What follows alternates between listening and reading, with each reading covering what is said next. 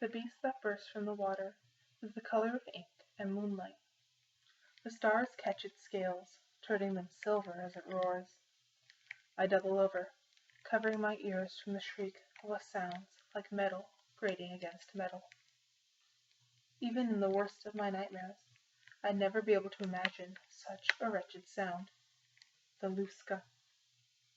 The legends of this beast have traveled through word of mouth, told to scare disobedient children, but no one has ever been able to prove its existence. Probably because no one has survived to tell the tale.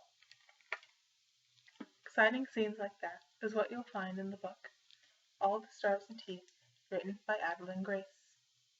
This book was published in 2020 and is the first of a new series that Adalyn is writing. The book is a young adult fantasy novel and is 368 pages long. The story is set in the fictional magical island kingdom of Visidia. Here, everyone is only allowed to practice one kind of magic, in which magic they practice determines where they live. For example, those who live on the island Kirost practice time magic, which can allow them to do things like speed themselves up through time. And those who practice enchantment magic, which allows them to change the appearance of anything, must live on the island Mornute. The most powerful and dangerous type of magic, soul magic, is practiced only by the royal family. This is because it is passed down only through their bloodline. Before a prince or princess can become the next ruler of Visidia, called the High Animancer, Master of Souls, they must first prove to the kingdom that they have control over their dangerous magic through a performance. This is where our story begins. Princess Amora is one of only 2 possible heirs to the throne. Because of this, her parents have kept her safe on the island where she was born. She never gets to travel anywhere, though she hears plenty of stories from her father, who goes on plenty of adventures while traveling and performing his duties as High Animancer. Princess Amora wants only 2 things. The first is to be a great leader like her father, someone powerful, someone the people look up to and respect. The second is to learn to sail. Princess Amora longs to be able to explore every inch of the kingdom that she is destined to rule.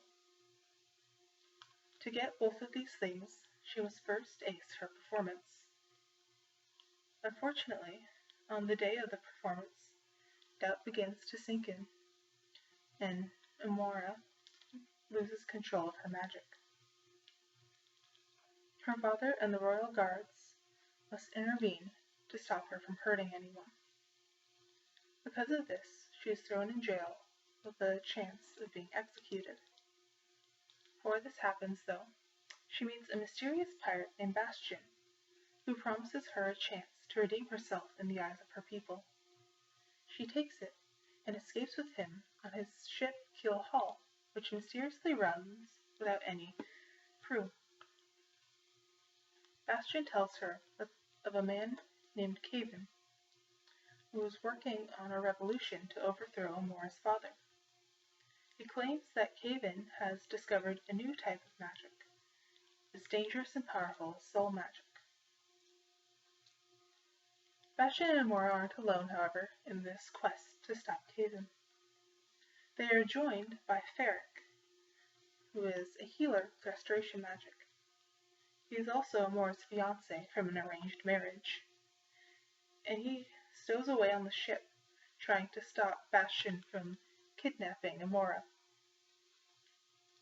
The last member of their crew is the mermaid Batea. She is able to cast powerful spells with just her voice, and is able to sense curses as well.